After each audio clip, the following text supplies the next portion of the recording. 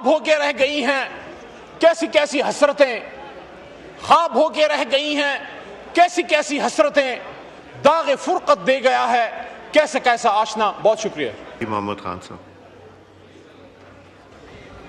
جی جناب اسپیکر صاحب شکریہ۔ آج چونکہ تعزیتی اجلاس ہے، سیشن ہے میاں محمد اظہر صاحب کے لیے، اللہم صلی علی محمد و علی آل محمد، میں بات کرنا چاہتا تھا اپنے اپوزیشن لیڈر جناب عمر ایوب صاحب اور باقی ہمارے جو ممبران ہیں، لیکن موقع نہیں ہے، تو پرسوں اس پہ تفصیلی ہماری طرف سے گفتگو ہوگی کہ جس طریقے سے ایک جمہوریت کا آپ سمجھیں ایک جنازہ پڑھا دیا گیا ہے کہ opposition leader in national assembly, opposition leader in Senate, both of them have been condemned for 10 years imprisonment. لیکن اس پہ ہم بات کریں گے۔ میاں صاحب کی میری ان کے ساتھ رفاقت ذاتی طور پہ تو بڑی کم رہی، 15-16 مہینے، لیکن ان کا بیٹا جو ہے چھوٹے بھائی کی طرح ہے حماد، اور اس کے ساتھ پارٹی میں بہت لمبا عرصہ گزرا۔ میاں صاحب کے پچھلے دور کی بات ہے، جب آپ کی پہلی حکومت تھی، ہماری ابھی نہیں آئی تھی، اس زمانے میں آپ کو یاد ہوگا ہمارا ایک احتجاج ہوا، تو اس زمانے میں تھوڑی بہت سلام دعا حماد اظہر سے شروع ہوئی، اور میں دیکھتا تھا کہ لاہور سے ایک ایجوکیٹڈ بیرسٹر ہے، حماد بیرسٹر ہیں، پڑھے لکھے نوجوان ہیں، اس کی تربیت اس بات کی عکاسی کرتی تھی کہ کسی سلجھے ہوئے خاندان میں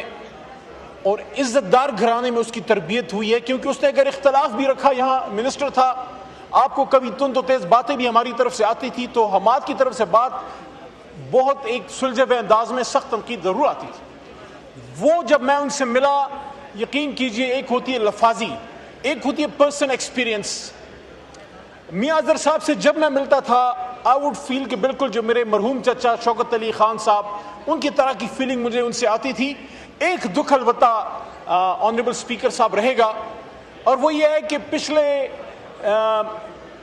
15-16 مہینے میں جب سے یہ نیا ایوان آیا ہے، نئی جو اسمبلی آئی ہے، میں جب بھی میاں صاحب سے پوچھتا تھا حماد کیسے ہیں، حماد سے بات ہوئی، ان کے چہرے پہ ایک بےچارگی سی آ جاتی تھی، اور کہتے تھے بیٹا بات نہیں ہو سکی، پتہ نہیں حماد کیسا ہے۔ تو میرے آخر میں یہ الفاظ ہیں، مجھے نہیں پتا، کیونکہ جب میرے والد ولی محمد صاحب فوت ہو رہے تھے تو میرے ہاتھوں میں ان کی ڈیتھ ہوئی، بیمار تھے، میرے بھائی وغیرہ نہیں ہیں، تو میں ہی اکیلا تھا، تو مجھے اکثر یہ فیلنگ ہوتی ہے کہ روح نکلتے وقت باپ کے کیا احساسات ہوں گے، تو میاں اظہر صاحب کے کیا احساسات ہوں گے جو 16 مہینے